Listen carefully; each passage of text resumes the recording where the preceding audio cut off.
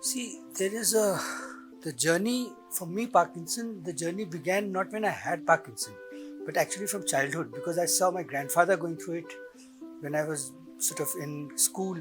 Then I saw my father going through it when I was working and I was his chief caretaker for about 8 years. And then finally I had it. I was sort of about 10 years ago, 2013, I was diagnosed with Parkinson.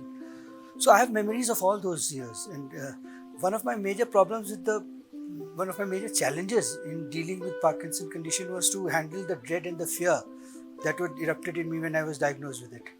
And because of that perspective, I have an understanding of Parkinson's disease as a challenge not just to the body but to the mind, and to the extent that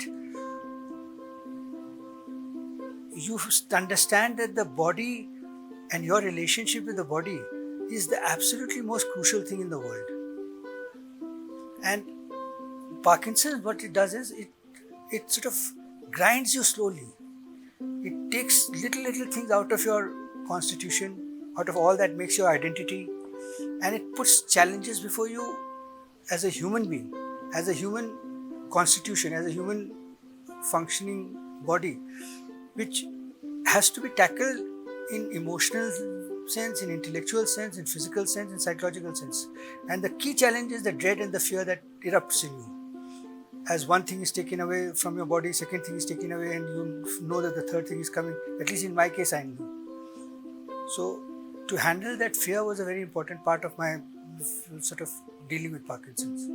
And I have a feeling extending that for, because the human body is what we share with the rest of humanity.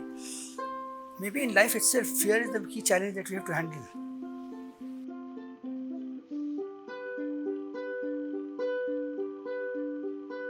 See, it's like, because I keep talking about this and keep saying Parkinson is a sport, Parkinson is a game.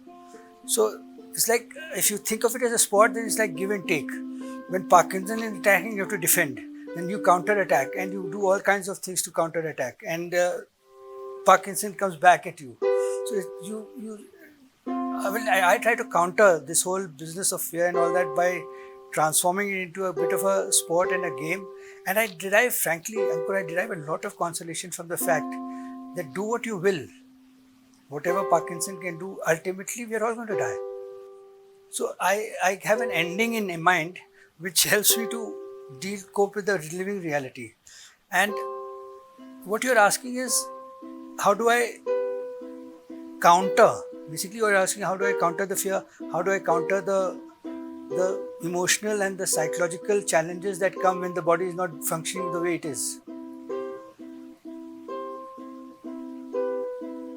One, by making it, as I said, by taking the sort of seriousness out of it, by making it into a bit of a sport.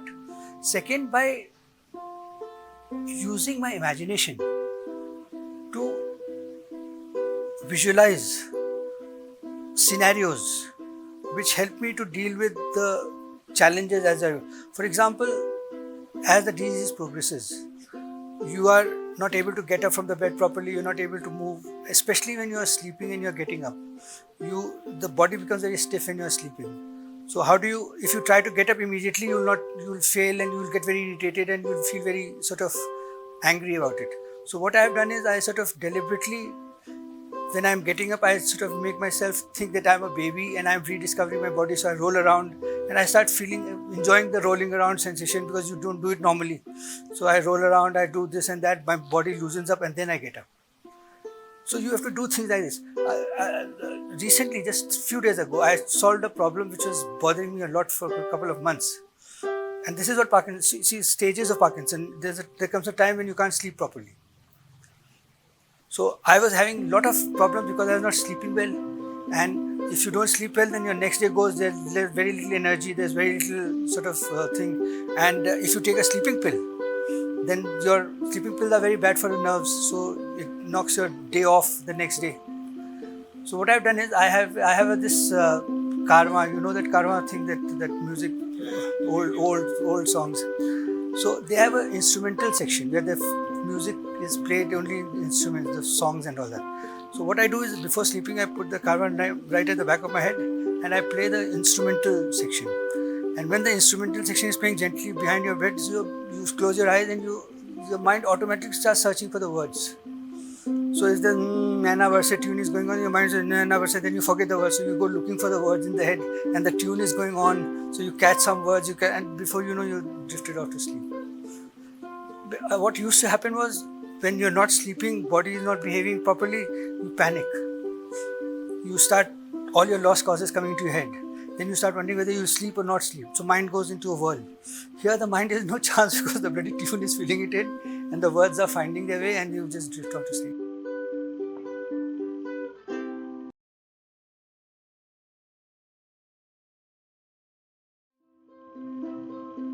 In my vocabulary, this is the question which is what I use. The concept I use is of free will. Do I have free will or not in this universe? What do I mean by free will? In all kinds of ways, you are determined. I mean, I can't fly like a bird. I can't swim like a fish. So, am I limited? All of us are confined in different ways if you think of it as confinement. But if you think of it as a finished entity which has a will of its own, which can do things on its own, then there is something in us which is designed to cope with situations just the way you want it to. So once I decide that I have free will, all the things that are determined, that are fixed, can be manipulated by me using my creativity, using my energy, using my will. So I use and I believe in that I have free will. I don't believe that everything is determined, worked out. If I have that, then whatever is a given condition, I can modify it to some extent with my own will. And that little some extent is what I build upon.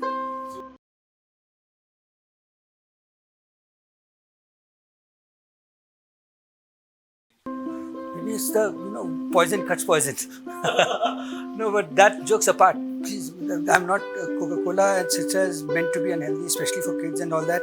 And but what I have been told or what I have heard and worked about, maybe it's a rumor, but it works for me. The idea is that if you have the synthetic tablet, the levodopa tablet which is prescribed for me, with a fizzy drink or with a lemon drink, then it has quicker effect. If you have water, it will work over.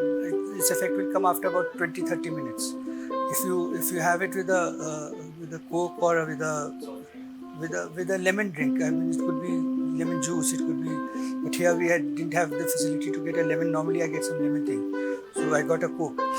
It sort of just gets the effect going quicker. But it's not meant for everybody, and it's not meant for all occasions. It's just because we have to go play badminton afterwards. So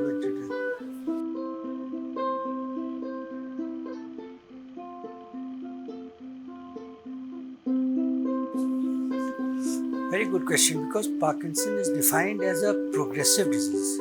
I mean, Parkinson will happen. I mean, it will take away things from you. So you're saying that it will get stronger as time goes on? As time goes on, neurons are bound to degenerate, and as body is aging, so as I defined Parkinson, de-acceleration and destabilization of movement and acceleration of mortality. So acceleration of mortality through de-acceleration of movement and destabilization of movement. So Parkinson will do its bit, and we as human beings, as people, whether medical or sort of physiological or whatever, we fight back. That miracle drug that is the sort of gold standard levodopa administration, that's what all Parkinson patients are administered in allopathy. So that works. That the tablet, you have the tablet and you become energized and you do things and so on. But the problem is that over a period of time it has less and less effect and more negative side effects. And you need more and more as the disease progresses. So it's kind of a dead end road. So because I have seen the progression of disease over a period, there are meant to be 5 stages as it progresses. So I've seen the degeneration in my father and all that, so I knew that it was happening. So I made very special efforts to move into other areas like Ayurveda and so on. And I have found that Ayurvedic powders, they have different kind of medication where the levodopa is supplied through natural sort of a way, not the chemical way. And I use a combination of these and they work very well for me. So now I'm in my almost 10th year, and after 6 or 7 years, they said the honeymoon period is over. So imagine calling Parkinson's honeymoon. But anyway, the height of insensitivity. Or the guys who coined this must have had a very bad marriage or sex life. Anyway, so the honeymoon period got over about 6-7 years back. After 6-7 years, about 3-4 years back. That's when I started making the videos, and the challenge was to continue doing your things, play games and sports and all the things that you do without worrying about the fact that syndopa will stop, levodopa will stop affecting your mind, your body. So now I'm much more relaxed about it because I know I can continue with this combination of Ayurveda and allopathy, and I'm planning to keep the surgeons away from my brain as much as possible, because the ultimate solution in allopathy is what they call deep brain stimulation. They plant electrodes inside the head, and that's supposed to stimulate your the area of the brain which is affected by Parkinson's. So I'm trying to keep that at bay, and it seems to be working now.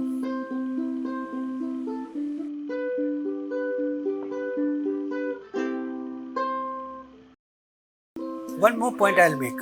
Why am I in Himachal? Why am I on the hills? Why not do whatever you're doing in Delhi?